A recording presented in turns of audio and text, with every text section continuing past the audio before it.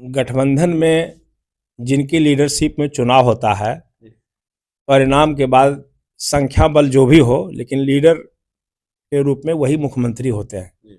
ये परंपरा रही है, खुद भारतीय जनता पार्टी ने किया है और हम लोगों ने भी किया है कि राजद की संख्या ज़्यादा थी। नीतीश कुमार के नेतृत्व में हम लोग चुनाव लड़े तो नीतीश कुमार जी को मुख्यमंत्री बनाया, तो हम लोग तो उनके साथ बेहतर सलूक किया और ईमानदारी पूर्वक काम किया। लेकिन अब भारतीय जनता पार्टी क्या छल कर रही है उनके साथ, उसकी सच्चाई तो भारतीय जनता पार्टी के कोई प्रवक्ता से आप पूछें, बताएंगे वो लोग। लेकिन अगर नीतीश कुमार के नेतृत्व में चुनाव होना है तो सबसे पहले तो आप जो कह रहे हैं मुख्यमंत्री, तो हमको नहीं लग रहा है कि जो बिहार की परिस्थिति है उसमें एनडीए की सरकार बनेगी। कमिटियां नहीं बनी, कमेटी नहीं बनी, अपनी टीम नहीं बना पाए प्रदेश अध्यक्ष। ये बड़ा सवाल है और इससे ठीक मैसेज नहीं जा रहा है कि भाई क्या कारण है कि बिना कमेटी के प्रदेश कांग्रेस चल रही है और चुनावी साल, लोकसभा चुनाव आपने बिना कमेटी के लड़ा और चुनावी साल में अब तक कमेटी नहीं बनी। कमेटी क्यों नहीं बनी, ये क्या कारण है, इसका जवाब तो प्रभारी देंगे, जो राष्ट्रीय समिति के यहाँ प्रतिनिधित्व करेंगे। पुराने प्रभारी मोहन प्रकाश जी थे, वो जवाब देने के लिए अधिकृत व्यक्ति थे। हमारे जैसे सामान्य कार्यकर्ता को इस महत्वपूर्ण सवाल का जवाब देने में हम लाचार हैं, सक्षम नहीं है। कि गठबंधन के सवाल पर अभी कोई परिवर्तन का संकेत हम लोग को नहीं मिला है। अभी तक जो विचार है पार्टी हाईकमांड का या प्रदेश नेतृत्व का, तो गठबंधन में ही चुनाव लड़ने की बात है। लेकिन अगर कोई भी परिस्थिति बनती बिगड़ती है तो उसके लिए कांग्रेस पार्टी का एक एक कार्यकर्ता तैयार है, क्योंकि हम लोग बिहार में अपने स्तर से सभी चुनाव क्षेत्र में तैयारी अंदरूनी रूप से कर रहे हैं, जिसका लाभ गठबंधन के साथियों को भी मिलेगा और गठबंधन में रहने के साथ जो अन्य पार्टियां हैं उनका भी लाभ हम लोगों को भी मिलेगा।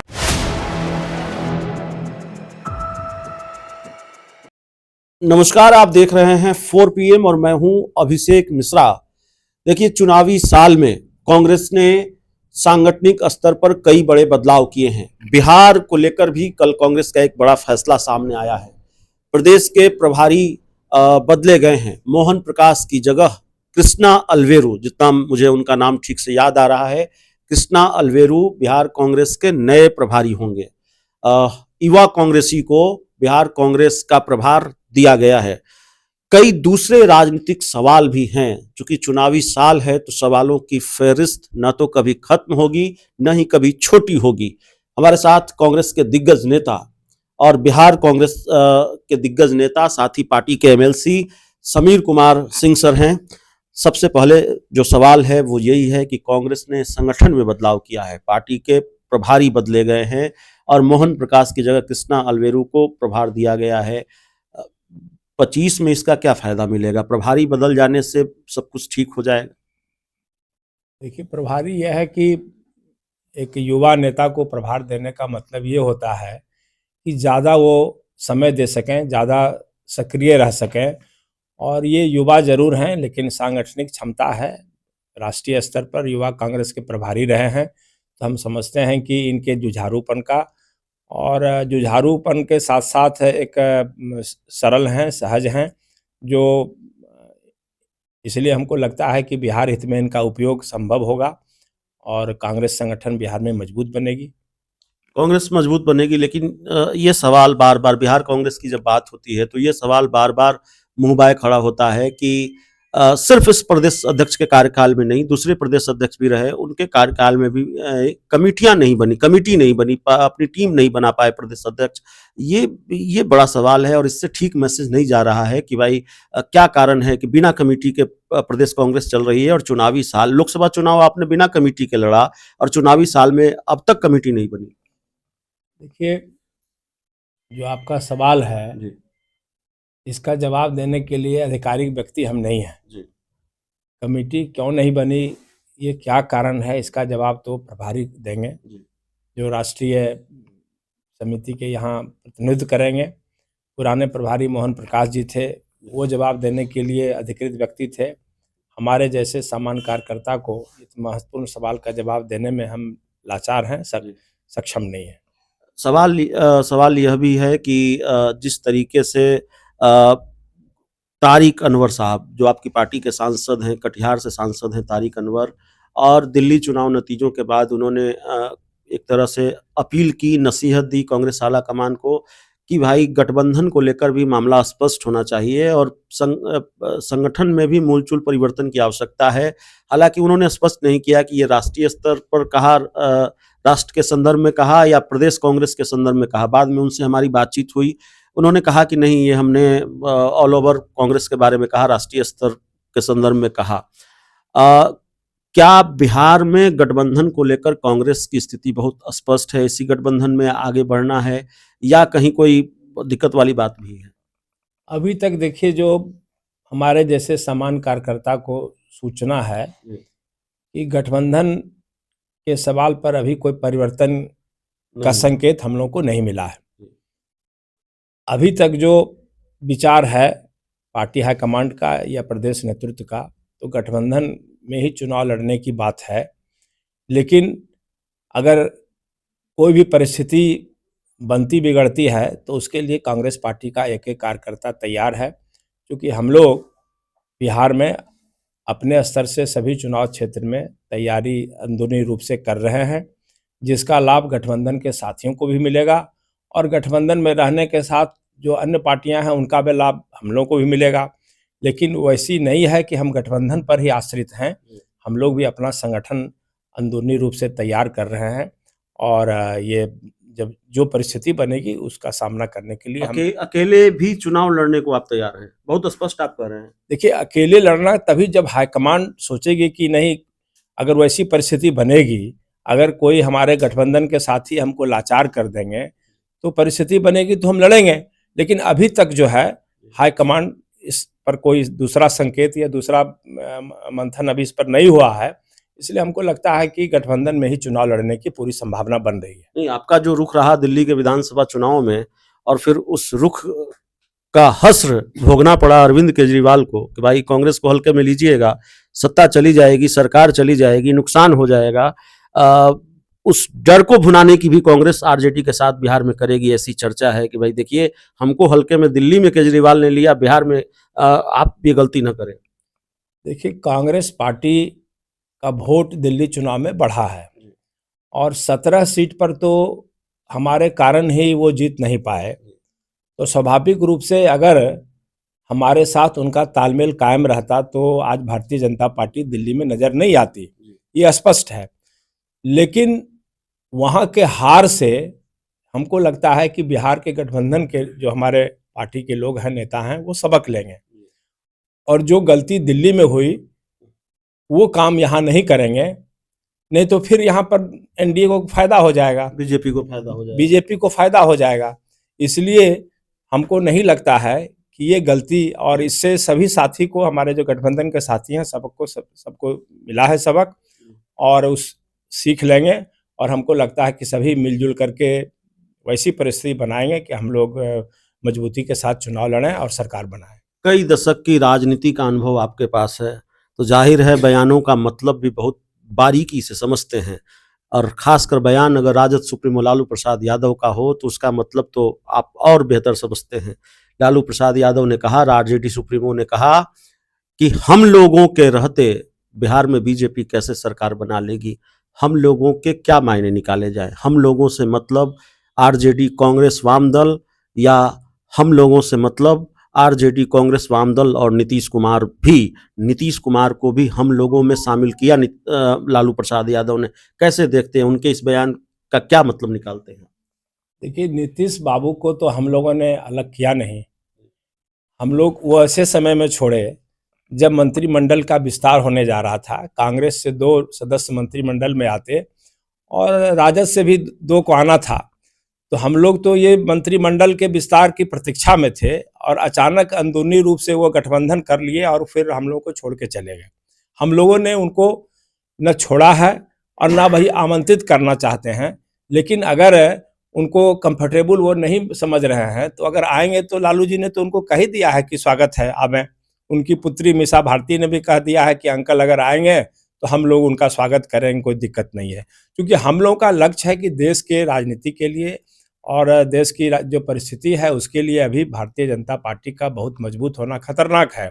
जिस तरह से हिंदू मुस्लिम एकता को खंडित किया जा रहा है, धर्म के नाम पर राजनीति कर रही है, इससे न देश का विकास अवरुद्ध हो रहा है, बल्कि देश का जो एक खूबसूरती था पूरे विश्व स्तर पर वो मिट रहा है, खत्म हो रहा है। इसलिए उसको रोकने के लिए और सद्भावना बनाने के लिए हम लोग एकजुट रहना चाहते हैं और रहेंगे। और जब उन्होंने हम लोग कह दिया तो हमको लगता है कि वो कोई किसी चीज़ के लिए लालू जी जिद नहीं करने वाले हैं, बल्कि उनको राजनीतिक समझ जितना है उसके हिसाब से जो उन्होंने बयान दे दिया है, और इसका संकेत ये भी है कि गठबंधन किसी स्तर पर नहीं टूटेगा। आपने कहा कि आप मंत्रिमंडल विस्तार का इंतजार कर रहे थे, कांग्रेस के 2 लोगों को मंत्री बनना था। अभी भारतीय जनता पार्टी मंत्रिमंडल विस्तार का इंतजार कर रही है।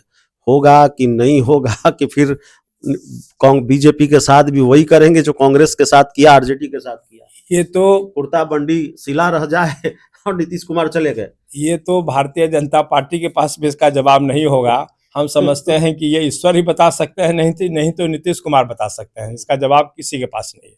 पप्पू यादव और कन्हैया कुमार की मदद बिहार में आप लेंगे? पप्पू यादव कन्हैया कुमार से थोड़ी दूरी दिखती है। हालांकि पप्पू यादव आधिकारिक तौर पर कांग्रेस में नहीं है, लेकिन राहुल गांधी और प्रियंका गांधी का गुणगान करते हैं।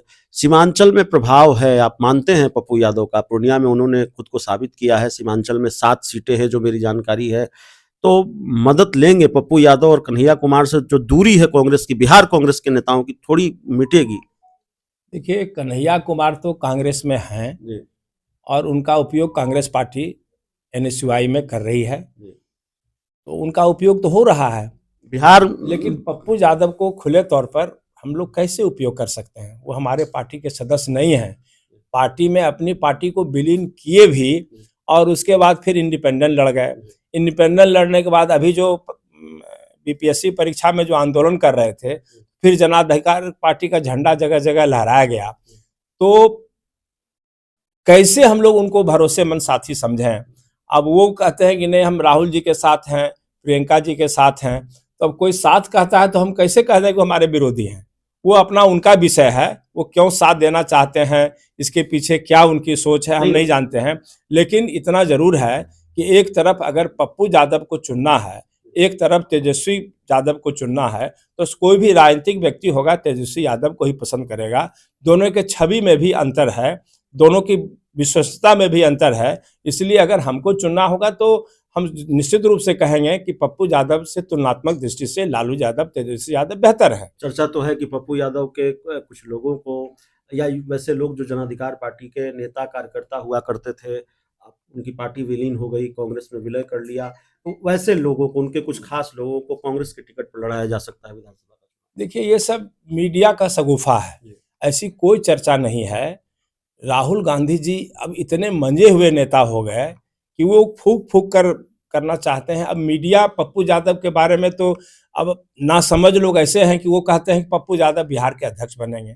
उनको पता ही नहीं है। वो तो नहीं बन नहीं, सकते। वो इंडिपेंडेंट सांसद हैं। संसद। अगर वो कांग्रेस में कुछ बनते हैं तो उनको सदस्यता छोड़नी नहीं पड़ेगी। बनेंगे वो। इसलिए ऐसी ऐसी ये सब अफवाह है। राहुल जी का जो भी फैसला होगा पार्टी हित में होगा, बिहार के हित में होगा। और एक हौवा खड़ा कर दिया गया है। इसके पहले भी पप्पू यादव सांसद और विधायक थे। क्या उनकी बकत है, क्या समाज में इमेज है, इससे छिपा हुआ नहीं है। और इतना बड़ा व्यापक उनका जन समर्थन बिहार में नहीं है कि जिससे हमको बहुत फायदा हो जाएगा।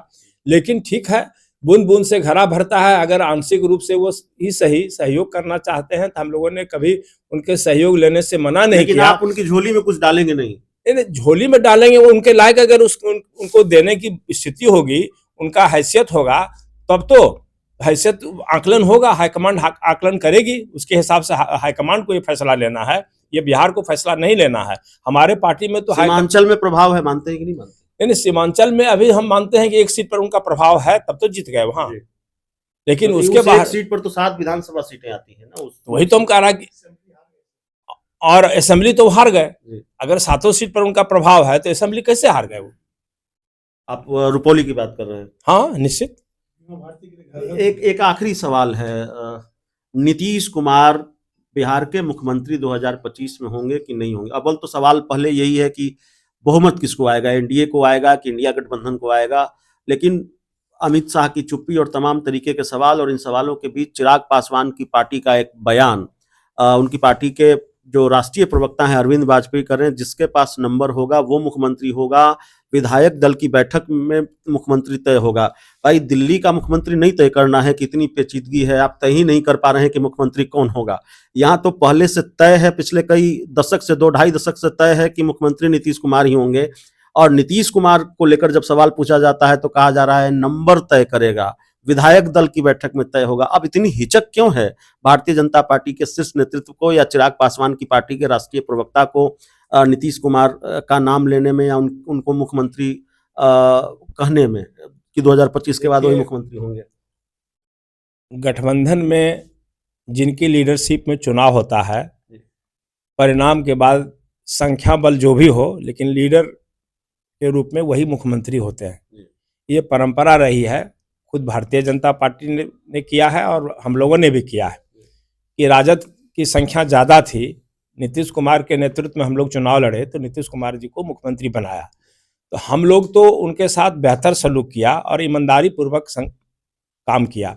लेकिन अब भारतीय जनता पार्टी क्या छल कर रही है उनके साथ, उसकी सच्चाई तो भारतीय जनता पार्टी के कोई प्रवक्ता से आप पूछें, बताएंगे वो लोग। लेकिन अगर नीतीश कुमार के नेतृत्व में चुनाव होना है तो सबसे पहले तो आप जो कह रहे हैं मुख्यमंत्री, तो हमको नहीं लग रहा है कि जो बिहार की परिस्थिति है उसमें एनडीए की सरकार बनेगी। और हम लोग के अंदर कोई मतभेद रहा नहीं, कुछ नहीं है। उन लोगों को भ्रम है कि हम लोगों के अंदर मतभेद है, हम लोगों में टूट होगा, हम लोग सीट के नाम पर लड़ जाएंगे। हम लोग लड़ नहीं रहे हैं, बल्कि हम लोग और कैसे जितने भी पार्टी हमारे गठबंधन में हैं उन लोगों में कैसे बेहतर तालमेल हो, तो ये प्रयास चल रहा है। और हमको लगता है कि इस प्रयास में हम निश्चित रूप से सफल होंगे और सरकार नहीं बनेगी। हो सकता है कि नीतीश बाबू भी, जैसा आप कहते हैं कि वो माने आ सकते हैं, तो आ जाएंगे, तब तो फिर हम जो हमारा गठबंधन फैसला करेगा कि उनके साथ क्या व्यवहार हमको करना है। चलिए, तो हमारे साथ कांग्रेस के दिग्गज नेता और पार्टी के एमएलसी समीर कुमार सिंह सर थे। इस पूरी रिपोर्ट में इतना ही। बहुत बहुत धन्यवाद।